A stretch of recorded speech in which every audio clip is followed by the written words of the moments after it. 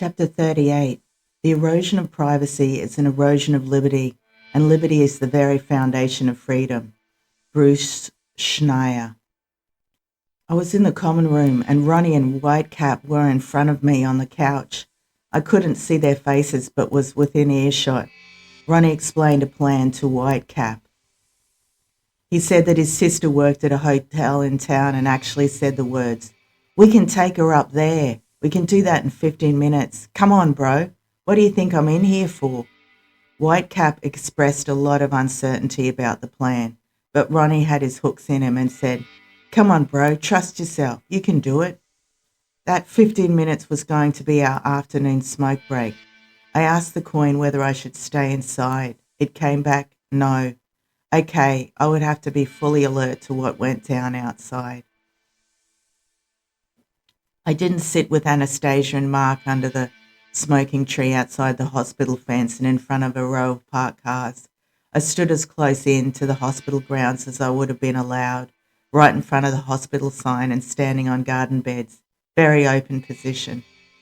I saw a car pull into the parking bays in front of the others and a Corey-looking bloke got out. Just then Mark ran over to me and asked for a rollie. He checked with me before we went out if he could grab one, and I'd agreed. Now I knew why. I gave him the tobacco and papers and he ran back to them. Plan failed. When Mum came and picked me up for dinner later, we passed a taxi with Whitecap in the front and presumably Ronnie in the back. They were waiting for that other car that had nabbed me to drive past.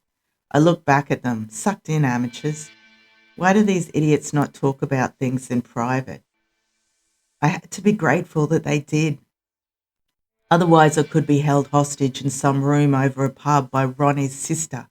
I'm sure they would have fucked that up too, but still this shit was obviously real. The next day our morning smoke break, in which I didn't feel like I had to sit away from them, featured Whitecap talking to a Koori guy in a health uniform. I stared at them both. Koori guy turned his body towards me and returned the stare. Unfriendly. Whitecap and he shook hands, so they were still going through with this dumb idea. Another very unwelcome development in the MHU was MILF Hunter Fuckhead had been put over our side. He wandered around, never making eye contact with me, but I saw him in the lounge gym room, showing some of the other assorted boy fuckwits some footage on his mobile phone. I got up and shut the door to that room to stop them having a clear view of me on the couch in front of the common room TV. I wanted to say, "Film this, losers," as I slammed the door on them. So they got footage of me in the MHU. Big fucking deal. I wasn't freaking out or crying or behaving mentally tortured. I was just like them, not mentally ill, just in the MHU to avoid getting charged in a courtroom and to get some decent drugs to chill the fuck out. That video link court appearance had been all I had to do towards my court case. Time spent sectioned equal to charge. I was so fucking relieved about that. Whoever tuned into this footage of me in there had no fucking life to live. They may as well be watching a very crap reality TV show. Grown-ass boys who were the intended audience that these fucking nerds wanted to impress would believe that this was the worst thing that could happen to a person. They didn't have the strength of character to know that it's not too bad. 3 hots and a cot beat living in my van in caravan parks full of zombies. I was in there for 10 days, all told. On the Tuesday when I thought I'd be released, I was a fucking mess. I was holding it together, but I was unsettled by that last member of the fuckwit male club coming over to this side. Luckily, I grabbed the doctor who had accompanied the psych on that first day, a beautiful Indian woman who took me to a private room. We discussed my plan for when I got out of there, and she said I had to go to a mental health team in the town where I lived, and they were trying to find me one.